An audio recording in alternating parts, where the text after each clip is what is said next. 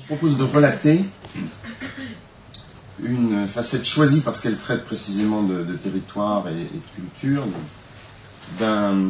d'une recherche aventure, je l'appellerais ainsi pour affablir même la notion de recherche-action, ayant lieu sur un territoire particulier que j'aurai l'occasion de décrire.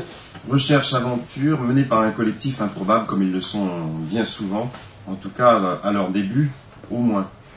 Alors désolé pour le rose, on l'a vu dominant de ces quelques textes. Alors je peux faire assez vite sans inconvénient, si toutefois vous acceptez le corollaire. Avec la chemise verte, c'est pas mal en fait. Voilà, du vert et du rose.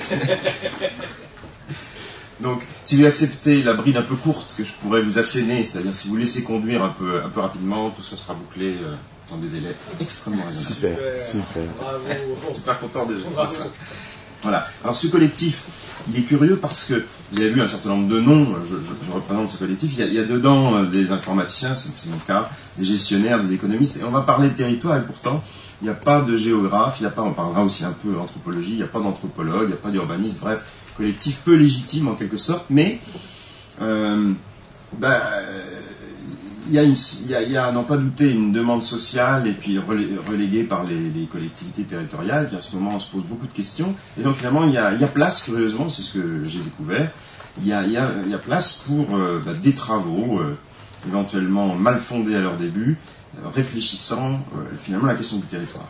Alors, notre petit collectif a commencé par, comme souvent, des rencontres d'univoques et puis la réponse à des appels à projets, etc. Je ne sais pas si vous vous souvenez de ce bel appel à projet de l'ANR qui avait pour titre « Énigme spatiale de la vie en société ». Très beau titre et très beau contenu. Souvent, ces appels sont rédigés de sorte que si on n'est pas un spécialiste depuis longtemps, on n'a vraiment pas envie de répondre, il y a trop d'implicites. Celui-là était très beau, très bien décrit.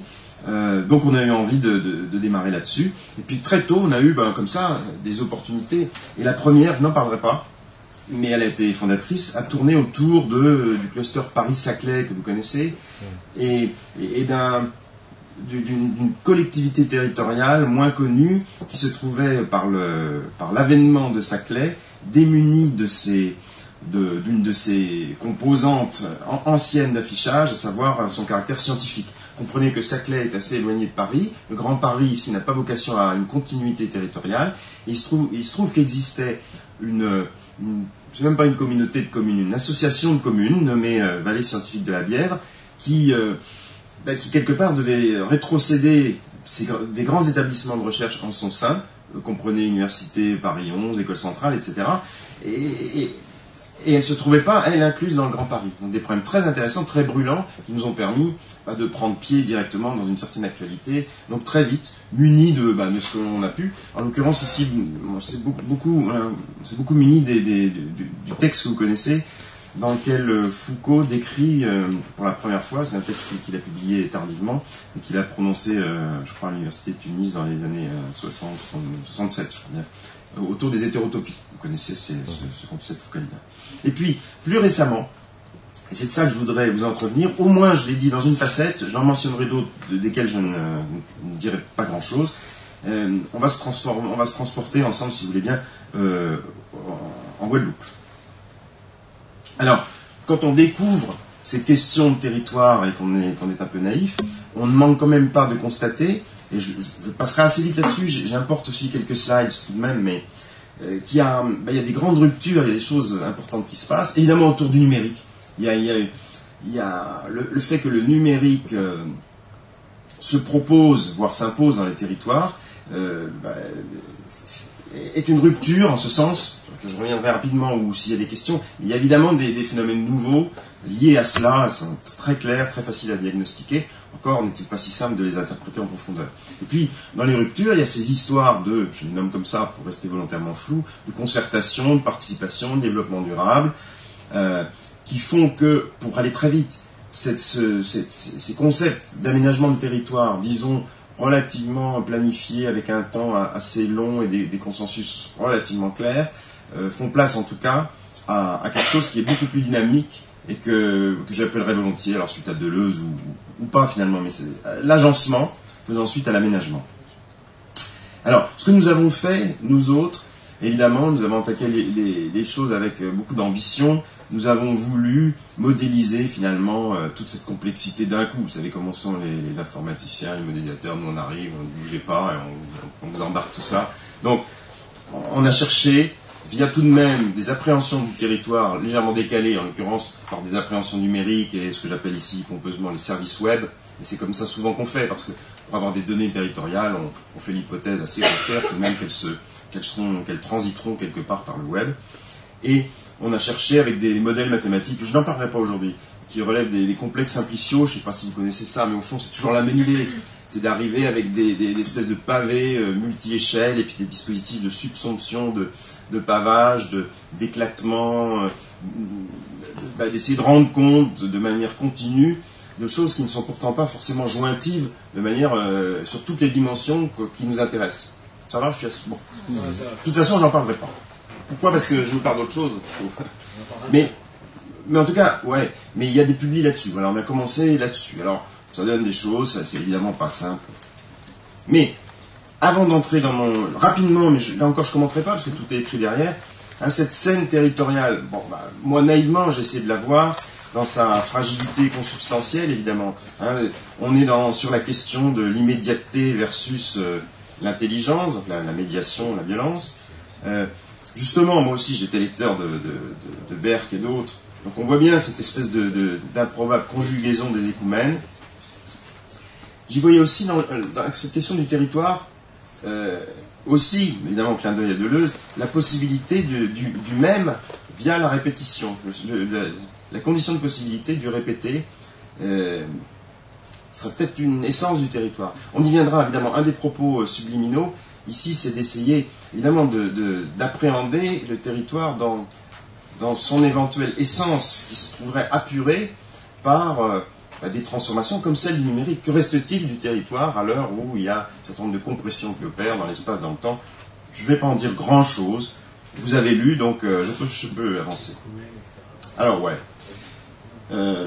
Sur les modèles de développement, là encore, je n'irai pas trop loin, c'est assez clair. Hein, il y a cet arrière-plan de dommage de ce que j'appellerais l'expansionnisme radical. Il y a cette suspicion, là aussi on s'accordera, je crois, assez volontiers, à l'égard des politiques publiques. Et puis, moi, ce que j'appelle dans un premier temps, par prudence, mais raisonnée tout de même, une fiction opérationnelle qui rassemblerait les cohabitants, c'est-à-dire ce développement durable, dans un premier temps, c'est très bien, les fictions opérationnelles, parce que ça fictionne, et ça fonctionne du coup. Mais qu'est-ce qu'il y a vraiment derrière le développement durable? Finalement, quand on cherche et qu'on est un peu méchant, on n'y voit que d'assez grandes bizarreries. Pour aller vite, je n'avais pas non plus prévu de parler de ça, mais il y a une espèce de... Moi, je verrais assez bien un développement durable très scientiste qui consisterait à inverser globalement une immense matrice en essayant vraiment de réexaminer toutes les activités humaines et non humaines, des actants sur, en l'occurrence, une planète, et qui se voudraient scientifiquement être capables d'inverser une matrice à partir d'autres points d'interaction. Et puis il y a évidemment un développement durable très pragmatique, mais qui lui ne sait pas passer à l'échelle, et pour cause, c'est-à-dire qu'il peut faire éventuellement du local, mais l'impact du local sur le global, ça on sait depuis longtemps, c'est pas quelque chose qui est livré avec la recette. Et puis, bon voilà, finalement il y a beaucoup d'errements autour de ça. Néanmoins, c'est sûr qu'il y a un caractère rassembleur qui n'était pas négligeable. Mais enfin bon, c'est intéressant parce que c'est ce qui nous a été donné d'aborder en Guadeloupe, justement. On nous a proposé d'aller sur le terrain et puis finalement d'aider à réfléchir cette notion de développement durable, même si ça n'était pas si clairement exprimé. Alors, oui, les attentes, là encore, je vous laisse les découvrir, mais elles sont assez claires. On voudrait finalement, et ça a été beaucoup évoqué ici, soutenir finalement des processus de compréhension qui se déclinent comme d'habitude, en visualisation, décision, catégorisation. Voilà. L'importance de la simulation, ça a été évoqué à un moment donné. Mais là encore, c'est des dossiers chargés que je n'ouvrirai pas, mais qui évidemment sont importants à ouvrir. Vous voyez que là, j'ai emprunté quelques slides justement qui gardent encore les logos d'un talk que j'ai fait pour le coup devant des élus en Guadeloupe. Alors voilà, on voyage. Le champ d'intervention qui a été donné à ce petit collectif, le tout récent et tout dernier, consistait en la production de sens supplémentaire autour d'un projet de réunion de deux communes pour faire une intercommunalité en Guadeloupe. Alors ces deux communes qui se trouvent de part et d'autre de, hein, vous voyez la Guadeloupe, il y a ici le territoire des abîmes, ben, il est alors, du coup, en orange, je ne sais pas ce que ça donne depuis chez vous. Et puis il y a Pointe-à-Pitre en face. Ça, c'est les deux communes les plus importantes, et elles se réunissent dans une intercommunalité qui s'appelle Cap Excellence. Évidemment, le but, c'est de lui donner un contenu fort. Donc, voilà, on traverse en quelque sorte de mer à mer, ici la mer Caraïbe de part et d'autre. Hein. Et le premier projet dont je voudrais parler, il est sur le territoire des abîmes. C'est un projet ancien qui n'avançait pas, qui patine. On essaie de voir pourquoi. C'est un projet de préservation de la biodiversité, d'ouverture à l'environnement touristique dans la mangrove, parce qu'il y a un peu, je dirais, il reste un peu de mangrove, il y en a beaucoup qui a été détruite, notamment par l'aéroport qu'on devine ici. Là. Bref, il y a de la mangrove, et l'idée était de faire aboutir un projet de mise en accès de cette mangrove en mettant de sa préservation, voire de réimportation de l'amentin, enfin je passe. Un projet finalement dont les traits principaux sont d'être très canoniques du développement durable, au fond très bons élèves. Voici ici nos élus guadeloupéens qui veulent faire en mettant en place l'agenda 21 que vous connaissez, et qui veulent finalement apparaître comme des bons élèves du développement durable. Évidemment, ça pose, bien entendu, et c'est sans doute la difficulté à ce projet d'aboutir, c'est une réflexion qui n'a pas vraiment été faite sur les conditions de possibilité d'une politique de préservation, puisque c'est finalement le mot-clé. Hein. Sur quelle valeur universelle, si possible, enfin, adosser une politique de patrimonialisation des biens naturels et culturels. Pareil sur la diversité, au fond, ce truc achoppe assez rapidement. D'autant que on découvre, quand on va sur ce très joli site de Taonaba, qu'il y a encore un peu de nous, c'est souvent le cas. On veut faire une sorte de réserve, mais enfin, il y a du monde dedans, notamment des descendants, en tout cas se prévalent-ils, des marrons, vous savez, ces anciens esclaves échappés qui, pour fuir les marrons, pour aller dans le maquis, quoi, finalement. Sur les hauteurs, plus probablement, mais parfois aussi, peut-être, sont-ils allés dans ces marécages de mangroves, et puis certains sont encore là, en tout cas eux disent, nous on est là depuis toujours, on est les marrons, enfin les descendants de ces marrons, donc s'il vous plaît, on n'a pas envie de bouger. Alors c'est très intéressant parce que par ailleurs il y a en Guadeloupe des revendications très fortes, évidemment, non c'est pas du tout là que je voulais appuyer, qui se caractérisent par un autre projet qui cette fois est à l'autre bout de ce territoire, lui aussi au bord de la mer, et c'est un projet de mémorial, évidemment, ayant trait à l'esclavage, etc. J'aurais beaucoup aimé visiter celui de Nantes, puis comme on a très bien dîné, puis c'est fermé, et puis je n'ai pas vu donc ce mémorial nantais. En tout cas, pour aller très vite, vous me pardonnerez, ces Guadeloupéens, par ailleurs, tout en étant bons élèves sur le développement durable, se prétendent, et assez justement, notamment en mettant en avant des personnalités qui deviennent un peu totémiques comme Glissant, que vous connaissez, lui-même grand lecteur de Deleuze, etc. Donc tout ça reboucle assez bien. Donc cette histoire finalement de très grande mixité, de cette créolité, enfin j'en passe tous ces concepts que l'on connaît, et Glissant, oui, est assez emblématique de ce discours-là, était très mobilisé dans... Alors voilà, d'un côté, on fait du développement durable en essayant peut-être un peu discrètement quand même de faire partir les marrons, ces pseudo-marrons qui nous enquiquinent un peu. Et puis de l'autre, on est très indicatif et on veut construire. Alors, là, ça c'est une vue d'architecte, mais qui est un projet qui va très probablement se réaliser. Notez son allure parce qu'elle aura finalement une incidence dans le discours. Autant le dire tout de suite, d'ailleurs, elle m'a fait, moi, penser très vite à la mangrove, justement. Il y a un caractère, on ne le voit pas très bien là-dessus, mais c'est un motif très végétal. Car en fait, voilà, parmi les choses que nous avons, peut-être moi surtout, eu envie de faire dans ces contributions, c'est d'essayer de voir s'il n'y avait pas un axe tournant autour de la culture dans ce nouveau territoire et qui peut-être réconcilierait un certain nombre de choses, voire frapperait un coup d'importance. Et il me semble avoir trouvé de quoi frapper ce coup d'importance. C'est pourquoi je voulais vous le livrer évidemment très modestement, très naïvement, et peut-être voir comment vous recevez la chose. Donc, il y a bien entre ce Taonaba à un bout et ce Memorial Act, un axe topographique d'un territoire, etc., de mer à mer. Il y a plus de résonance qu'on pense. Le rhizome de la mangrove que moi je retrouve dans la construction, le marron qui se trouve à Taonaba lorsqu'on va parler de l'esclavage d'un côté, Et puis il y a cette controverse sur laquelle j'ai finalement pas mal insisté, une préservation canonique versus d'une émancipation, je ne sais pas si c'est le mot, mais vous l'avez compris, de revendication forte en tout cas. Émancipation n'est sûrement pas le bon. Et je me suis dit, tiens, si on allait voir, alors là, en suivant plutôt des anthropologues comme Descola, dont vous connaissez bien les ouvrages, notamment celui qui date maintenant déjà de plusieurs années, hein, c'était 2006, je crois, Par-delà Nature et Culture, et j'ai eu un peu de bol parce que je suis tombé sur un très beau texte, quasi inédit, où Descola, alors là, du coup, je crois que c'est en 2008, fait un exposé à l'UNESCO, et c'est un exposé assez courageux. Je tiens à votre disposition évidemment ce texte. Alors c'est un résumé de Par-delà Nature et Culture qui est un peu épais, mais à l'UNESCO, et il se paye le culot, donc bon, cette fois-ci, parfois il est un peu, vous savez, veste en tweed, mais ce jour-là, il a parlé très clairement à l'UNESCO, en disant en gros à l'UNESCO, vous m'invitez pour vous aider à définir justement les politiques de préservation. Il n'y a pas de politique de préservation qui peuvent venir de l'UNESCO, parce que vous êtes déjà situé, finalement, dans ce fameux cadran que je redessine, mais dont vous reconnaîtrez les alimentations descoliennes. Hein. Vous savez, je rappelle que, en gros, ce que dit Descola, c'est, eh bien, nous avons tendance à parler depuis ce cadran ici sur lignée de rouge, alors comme tout est rouge pour vous, ce naturalisme-là, qui n'est jamais qu'un universalisme particulier, enfin qui le revendique, et qui est basé sur un certain régime de pilotage du chaos, c'est moi qui le dis, pilotage cosmologique ou ontologique, mais je préfère cosmologique, c'est même pas des ontologies rigoureuses, mais selon Descola, je rappelle, en regardant comment les hommes font continuité et rupture à partir de deux axes finalement, que serait la physicalité des êtres, ce serait très général, et leur intériorité, on arrive à dégager 4 cadrans qui se retrouvent dans son anthropologie de terrain. Vous me dites si je suis trop obscur.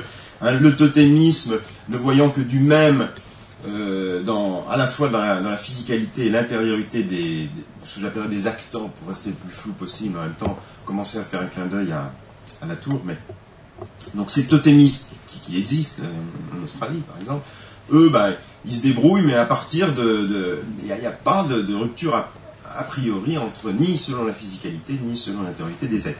Et ces naturalistes dont nous ressortissons, pour aller vite, eux ont une certaine vision, évidemment, qui va avoir tendance à imprégner toute la lecture anthropologique, et qui repose sur un universalisme particulier, qui a prescrit finalement les modèles de développement dont on a pointé tout à l'heure le caractère hégémonique, ça c'est facile à faire, et puis peut-être aussi, et à mon sens évidemment, le placement du développement durable lui-même, et la vision même de la concertation et de la participation qui s'ensuit. Et en méfiance, on est peut-être tout simplement dans un cadre particulier.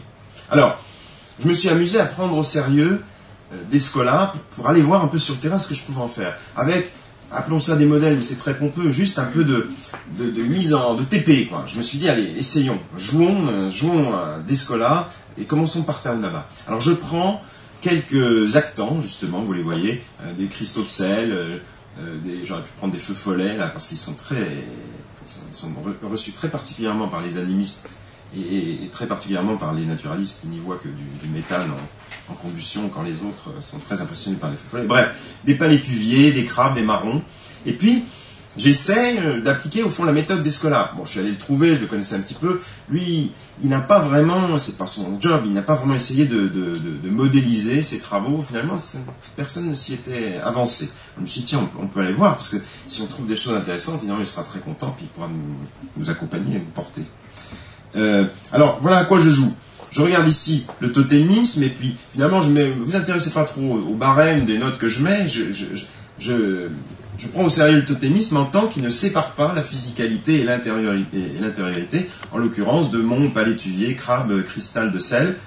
Et donc, j'obtiens un diagramme. Là encore, vous intéressez pas à l'échelle, c'est pas un vrai diagramme très, très défendable, mais PC, je ne sais pas si vous lisez correctement, c'est assez petit en plus. PCMC signifie que tout le monde se trouve groupé à 1 et 1, c'est-à-dire que dans le totémisme, on a tout le monde au même endroit, sans pouvoir discerner des intériorités ni des physicalités. Alors, évidemment, je continue. Je regarde le naturalisme. Lui, je remarque que il y a les physicalités. Alors, le naturalisme, c'est plus facile à interpréter, puisque j'ai dit, c'est grosso modo notre anthropologie sous-jacente. Donc, en effet, on va reconnaître chez tous les êtres, quel qu'il soit, une physicalité, ici, un substrat chimique, éventuellement avec des discernements de la chimie du carbone pour les êtres vivants. Mais en gros, l'intériorité, bon, ben, c'est la même. Elle est en tout cas continue. Quand, en revanche, il y a de fortes ruptures, et c'est comme ça qu'on bâtit notre cosmologie, pour rester toujours assez distant. Parce que plus tard, ce sera la couleur des traits que je vais tracer. Donc, il y a des relations symétriques. Alors, on comprend bien l'échange, alors tout, évidemment, Marcel Mauss, le potlatch, tout revient d'un coup. Le don, la prédation, c'est un peu plus difficile à comprendre, quoi, c'est un échange, mais bon. Et on peut y arriver. Et puis, derrière, des relations asymétriques, relations de production, c'est industrialiste, protection, transmission, etc. Donc, finalement, il y a deux grandes catégories. Alors, allons-y. Moi, je me place... je prends un point de vue des marrons et je regarde dans chacun des cadrans ce que ça donne. Alors, dans le totémisme, qu'est-ce qu'on voit? Eh bien, que tout le monde est sur la même ligne, et que donc, il peut y avoir, sur cette ligne-là, c'est ce que signifie ce diagramme vert, une relation de type 2, c'est-à-dire symétrique. Même, il peut y avoir que des relations symétriques, et qui sont alignées ainsi, du point de vue du totémisme, entre nos 4 actants. Vous enlevez le S, c'est aussi 4 actants. Alors, s'agissant du naturalisme, eh ben là, on va avoir une relation, en tout cas celle qui m'intéresse le plus, puisqu'elle engage les marrons. J'aurais pu aussi dessiner des choses en vert horizontal, mais ce qui m'intéresse, c'est qu'il y a une relation de type asymétrique que peut entretenir le marron avec le reste de la communauté des actants, ici. Et elle est rouge sur votre écran, ce qui signifie qu'elle est d'un autre type. Et puis, là encore, je vous épargne les détails, on peut tout à fait repérer ce qui se passe dans un contexte animiste et dans un contexte analogiste. Alors, vous me voyez venir, moi je joue très, très simplement avec ça. Je me dis, ben, qu'est-ce qui va se passer, par exemple, si on postule, évidemment de manière abrupte, que la rencontre entre un touriste naturaliste, on le suppose tel, et un marron animiste, là aussi on le suppose tel pour aller vite, et puis on regarde un peu ce qui est susceptible de se passer, ouais, quel type de relations vont tout simplement être activées. Et on voit assez vite que là, par exemple, eh bien, il ne peut y avoir qu'une relation directe entre le marron et le touriste, qui va pouvoir, on le voit assez bien, être une relation d'échange, dans le meilleur des cas. Évidemment, dans le pire, si le naturaliste arrive déjà avec sa hiérarchie, ça va là encore mal se passer. Mais on peut imaginer qu'on peut assez facilement obtenir cette relation d'échange point à point, là, qui est horizontale ici. En revanche, dès lors qu'on va vouloir enrôler des médiations par d'autres actants, eh bien là, typiquement, il n'y a pas de chemin possible. Parce que l'un voit, voilà, ce touriste, typiquement, il va se placer en situation de protection du sel, du palétuvier, surtout coupez pas les palétuviers, bouffez pas les crabes. Bon, quant au marron, lui, il a d'autres types de rapports, et donc on a une relation qui est très pauvre finalement, parce qu'elle n'est que directe, elle ne peut pas transiter par d'autres actants. C'est assez marrant. Donc, alors, mon propos était, vous en souvenez, d'essayer de trouver une unité territoriale, et si possible, par ce parent toujours faible qu'est la culture. Hein? La question est marrante. Oui. Ben, oui. C'est-à-dire, qu'est-ce qu'on peut faire avec ça? Alors, on peut faire plein de trucs, mais il y en a un qui est, bon, on peut faire plein de choses. On peut dire aux touristes, ouais, vous rentrez pas, ou alors vous me faites ceci. Mais il y a des possibilités que j'esquisse ici très rapidement. C'est-à-dire, Taonama peut être en effet une sorte de TP, quoi, un lieu d'expérimentation, mais qui serait préparé, en amont ou pas, finalement, tout ça, on s'en fout, mais qui pourrait avoir cours dans ce fameux Memorial Act, qui pourrait finalement être mis en relation ainsi. C'est-à-dire, pour aller vite, ce que j'ai senti assez tôt sur le terrain, c'est que, sur ce terrain antillais bien particulier, c'est qu'au fond, il y avait là un laboratoire, à nul autre pareil, évidemment, avec une espèce de légitimité très portée par la population et sa représentation, d'explorer, on va dire, à nouveau frais, mais en tout cas, un niveau d'exigence qui me semble supérieur et intéressant, ces notions de concertation, de participation, etc., de développement durable, mais au niveau, certes, d'une politique de la ville, mais aussi du par-delà nature et culture de Descola. Donc, on voit bien, enfin, en tout cas, je pense, que se dessineraient, pour le coup, des controverses, des alliances, des alliages pour cet universalisme que Latour et Descola qualifient de relatif, que moi j'ai appelé, je crois, parce que j'ai découvert, je l'ai appelé comment? Relatif et puis situé, ouais, c'est ça. Où où on voit bien comment on peut négocier des relativismes relatifs en faisant peut-être droit à des critères proximaux et en faisant valoir des critères distaux, mais avec évidemment moins de poids. Descola donne d'ailleurs quelques exemples, il esquisse ça. Dans un autre cadre, enfin, il devine un peu la chose. Donc on peut dessiner, et du coup on a nos controverses, on a nos lieux de débat, de concertation pour aller vite, et de développement durable, mais qui sortent enfin, je dirais, parce que c'est ce que je cherchais un peu, de ce piège naturaliste. Bon, j'ai été un peu abrupt, mais finalement j'en ai terminé avec l'essentiel. Merci de votre attention.